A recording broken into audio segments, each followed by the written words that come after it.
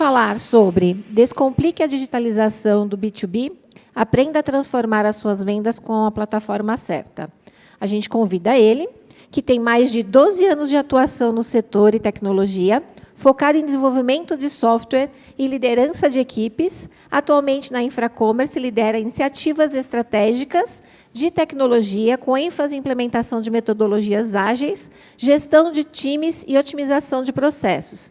Anteriormente, ele atuou na otimização nas lojas Marisa, isso, Vetex e Peixe Urbano.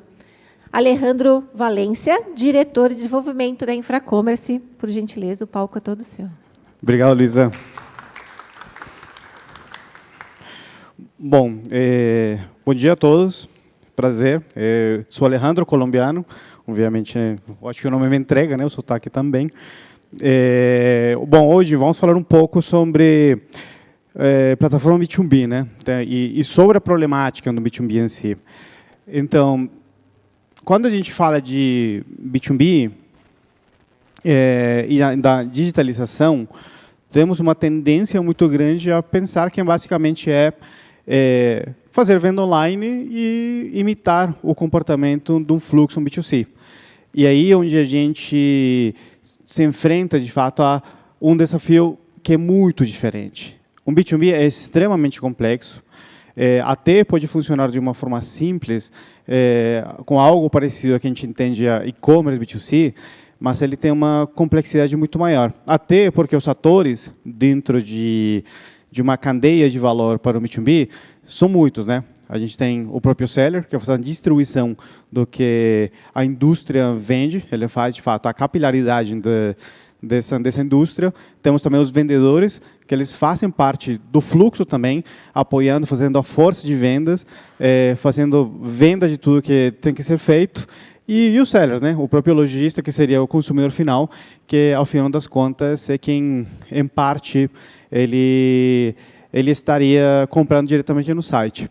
Quando a gente envolve todos os atores, a gente já percebe que o e-commerce B2B é extremamente mais complexo. A mudança cultural é extremamente mais complexa, porque o vendedor, normalmente, ele não vai querer parar de fazer a forma que ele trabalha. Ele faz a rota, ele faz o engajamento do lojista. O lojista também, nem sempre, é algo muito digitalizado, então é complexo para ele comprar, entrar online, comprar sozinho. Então, a gente tem uma problemática que, para resolver, precisamos de... Quando a gente trabalha em inovação, falamos muito sobre se apaixone pelo problema e não pela solução. De fato, em dar uma solução ou pensar em soluções que, de fato, busque uma forma melhor de resolver esse problema. É um problema complexo e extremamente dinâmico, e um problema também que ele não tem uma única solução. Não tem uma bala de prata ou algo padrão que todas as indústrias precisam seguir para, de fato, conseguir ter sucesso na digitalização. Não é.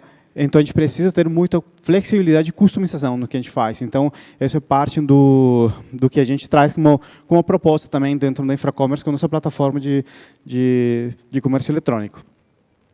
Bom, e se a gente olha pelo retrovisor, como é que o Brasil está, né?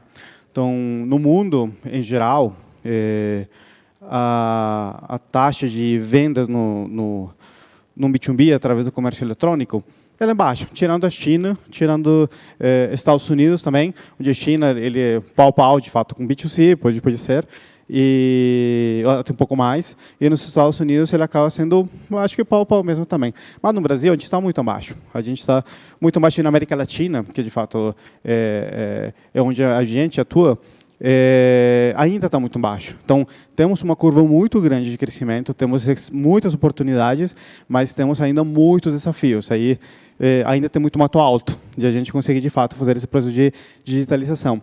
Passando da cultura que a gente falou agora, dos sellers,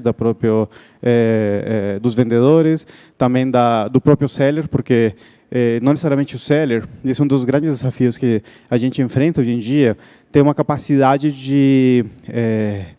tecnológica para acelerar as integrações com esses ecossistemas. E isso acaba retrasando a entrada do estoque que eles têm, de fato, para a gente conseguir vender, acaba trazendo muitos problemas também de logísticos, porque se não tem uma boa integração também, temos problemas de ruptura, tem muitos problemas, que isso acaba gerando, de fato, uma lentidão nesse processo e até na qualidade também do que consegue ser entregue. Então, temos muito pela frente, mas, bom, acho que algo muito positivo, que é o comércio eletrônico como B2B global, em 2024, ele representa uns 28 trilhões de dólares. Então, ele é um mercado gigantesco. Na América Latina, estamos falando que 2024 vai ser perto de 50 bilhões de dólares, o que representaria esse comércio eletrônico B2B.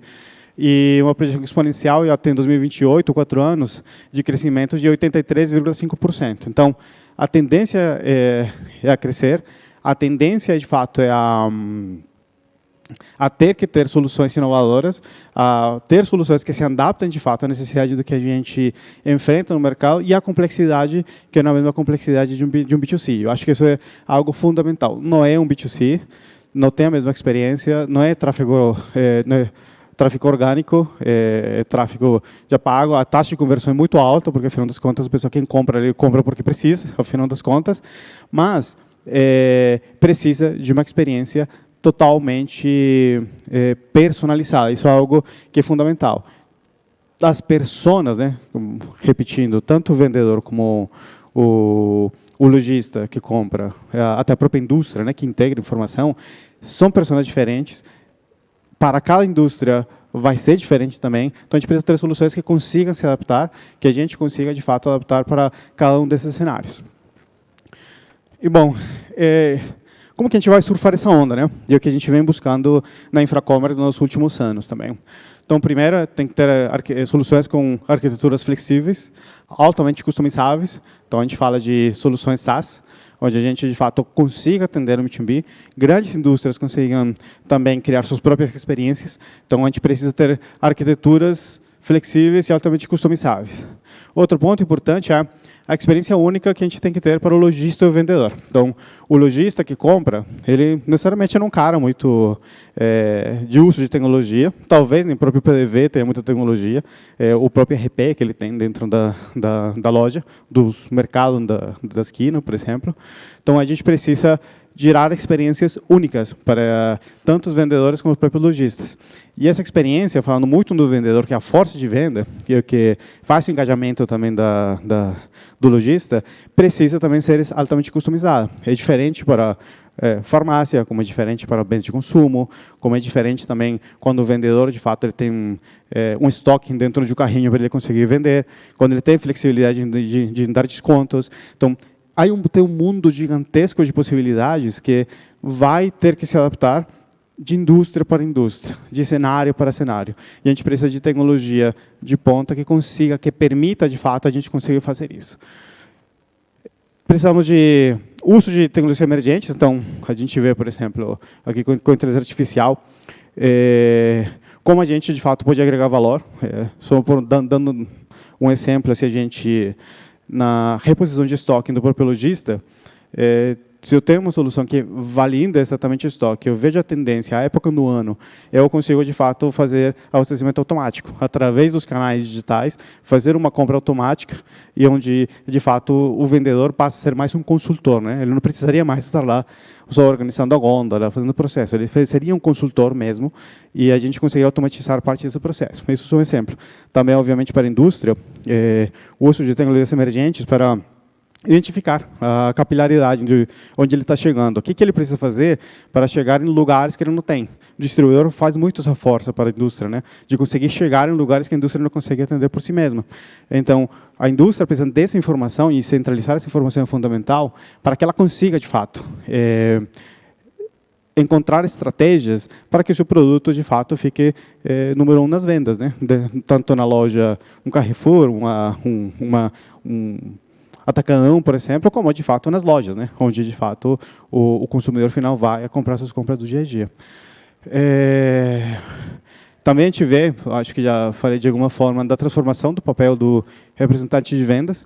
Então, a gente vai ver que tem que se transformar, é um papel que deve passar a ser muito mais consultivo, mais do que, de fato, simplesmente tirar o pedido, que tira um papel e depois some num sistema, seja o RP do seller, ou seja, através de uma plataforma. E é algo fundamental você ter um onboarding rápido de distribuidores. A gente precisa que a integração dos RPs dos distribuidores com as plataformas seja o mais rápido possível. E ele tem que ser o mais transparente possível, permitindo o próprio distribuidor até administrar parte desse portfólio que ele tem para dentro dos marketplaces. E, bom, eu acho que a gente vai ver muito também marketplaces nichados. Então, a gente ter experiências que gerem menos atrito, que de fato aumentem o mercado que cada marketplace pode ter. E a gente vai ver modelos de marketplace de uma indústria ou marketplace multi-indústrias. Então, temos clientes nos dois cenários, né, onde a gente trabalha de um marketplace que tem várias indústrias, oferecendo uma experiência, de fato, com bom desconto, com uma experiência rápida de entrega, dentro do que cabe para um B2B. Bom, e aqui um pouco, né, para trazer um pouco de exemplificar um pouco do tudo que a gente está falando aqui. Então a gente vê aqui, isso aqui de certa forma um diagrama, né, de como funciona a nossa plataforma. Então aqui a gente tem todos os serviços necessários para uma plataforma orientada a microserviços. Então ela é totalmente headless. Quando eu falo de headless, que o canal de venda, por exemplo, o e-commerce, ou o aplicativo de venda para o vendedor, ou um aplicativo onde o lojista pode comprar diretamente, canais conectados diretamente ao mesmo conjunto de microserviços. Isso que permite para a gente dar uma experiência única para quem está comprando. Aqui quem são esses compradores, né? Essencialmente, o time de vendas e o lojista, né? Eles vão comprar diretamente, então a gente consegue criar experiências únicas aqui com uma plataforma que tem uma camada separada de interação. E aqui temos toda a parte que seria a lógica, onde a gente consegue configurar a estratégia da indústria para atender, de fato, os lojistas. Então, a gente tem regras complexas. E o que a gente vê, por exemplo, nas nossas plataformas? Quando entra um lojista, a home desse e-commerce é uma home 100% customizada para ele, onde ele vai ver os produtos que ele consegue comprar, do distribuidor que ele consegue comprar, nas condições de pagamento que foram aprovadas para ele, na método de pago que foi aprovado para ele, nas promoções que ele tem. Então, se a gente vê um commerce B2B, ele é customizado para cada cliente, para cada cluster de cliente. Então, a clusterização é muito alta. A gente tem uma segregação que, às vezes, pode chegar de usuário a usuário, onde cada usuário vê um menu diferente, ele tem banners diferentes, aplica promoções diferentes, tem distribuidores que atendem ele com preços diferentes. Então, a gente tem uma alta customização. Então, todas essas regras, todos esses serviços de regras, onde a gente tem todas as regras de atendimento, políticas comerciais, onde tem promoções específicas muito amarradas entre o seller, subsídios da indústria, regiões de atendimento, regras de atendimento específicas, tudo isso se combina para eu conseguir, de fato, dentro de um canal, que o usuário entra, ou que o vendedor entra para comprar, ele conseguir ter exatamente a mesma experiência e exatamente nas condições que a indústria precisa que essa venda seja feita. Então, aqui tem bastante da complexidade de fato, a gente conseguir fazer esse fluxo de e-commerce, né? Aí, para quem entende bem também, por exemplo, plataforma B2C, parece muito nas caixinhas, mas a complexidade por trás é muito maior. O nível de customização é muito alto, o nível de personalização é muito alto, e a quantidade de regras que aplicam para cada um dos compradores, né, acaba sendo também muito alta também. Então, aqui vem uma complexidade onde a gente precisa de alta tecnologia, alta capacidade de processamento, para a gente conseguir atender cada cliente de uma forma individualizada, né? É curioso quando a gente pensa nisso, porque, afinal das contas, a gente pensa no B2B como se fosse mais padrão. Alguém entra, tira o pedido e vai embora. Mas não, de fato, ele é altamente customizado. E ele é muito mais customizado do que a gente pensa a ter um B2C. Então, esse aqui é um ponto extremamente importante. Bom, só recapitulando esse ponto que falei por último, tem que ter jornada para todos os players. Então, tem uma jornada administrativa que pode ser customizada também para cada vendedor, qual é o portfólio que ele atende, tudo que ele consegue ter. Aqui um exemplo do nosso admin. Tem que ter, de fato, para o seller, uma experiência totalmente customizada. Essa experiência dentro da nossa plataforma, cada indústria pode construir da própria forma também. Então, ele consegue criar um aplicativo customizado com fluxo de aprovação diferente, tudo, obviamente, usando toda essa camada de serviços única que a gente desenvolveu. Bom, basicamente é isso. Passaram já nossos 15 minutinhos aqui. Pensei que ia sobrar tempo, nunca sombra. Muito obrigado. Então, fico também à disposição no stand da Infracommerce para a gente continuar essa conversa, para discutir um pouco sobre soluções. E, bom, acho que temos o Luiz, a Iana. Acho que tem um tempo para algumas perguntas, se alguém tiver, né? Se alguém quiser uma pergunta, fica à vontade.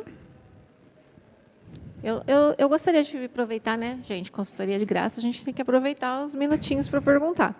Falando de plataforma ainda, Alejandro, como que você avalia na tomada de decisão de um player com relação à plataforma ideal, flexibilidade de customização, se você indica algum ponto-chave para tomar essa decisão? Então, a gente tem grandes plataformas, né? Tem plataformas um pouco menores, mas tem alguma que você fala assim, essa plataforma ela é ultra flexível, ideal para B2B. Claro, a nossa.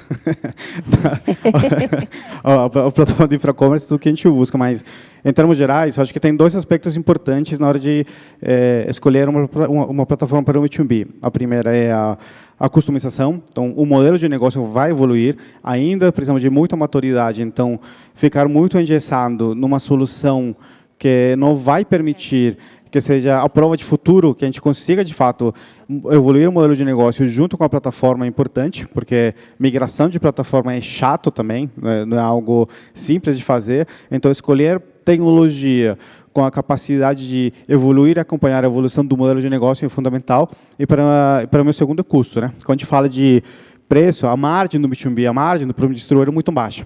Então, quando a gente trabalha com margem baixa, dificilmente um modelo de negócio com participação do GMV, que a plataforma SaaS tem muito isso, não funciona, porque, ao final das contas, está virando sócio da indústria, e, ao final das contas, isso acaba trazendo também uma complexidade muito grande de, olha, não vai se pagar, e menos no começo. A rampagem é muito lenta.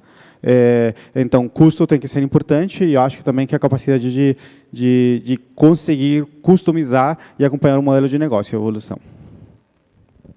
Alejandro, deixa eu aproveitar também e fazer uma pergunta. Eu sou da SAP, mas eu estou agnóstica. Eu vi você comentar sobre o marketplace, né? Eu atendo muito clientes e-commerce B2B, minha praia é B2B mesmo. Você sente, né, uma tendência crescendo nos últimos anos para esse marketplace de nicho, em algum segmento específico? Algum segmento específico não, mas a gente vê alguns segmentos que a gente não vê, construção, por exemplo, começando de fato a crescer muito, e a gente vê que essa necessidade de associação, às vezes em algumas indústrias parecidas, para criar um próprio marketplace. Farmácia é um caso muito bom também. Farmácia tem bastante isso. Na Argentina tem bastante isso também. Está passando por uma revolução, mesmo na forma que vende medicamento, né? Então, eu vejo isso acontecendo em várias indústrias. Eu tinha expectativa, a gente tem a expectativa, até com a nossa plataforma, de que fosse mais acelerado, mas ainda eu vejo que ainda estamos dando passos um pouco lentos, parece um elefante branco andando na sala.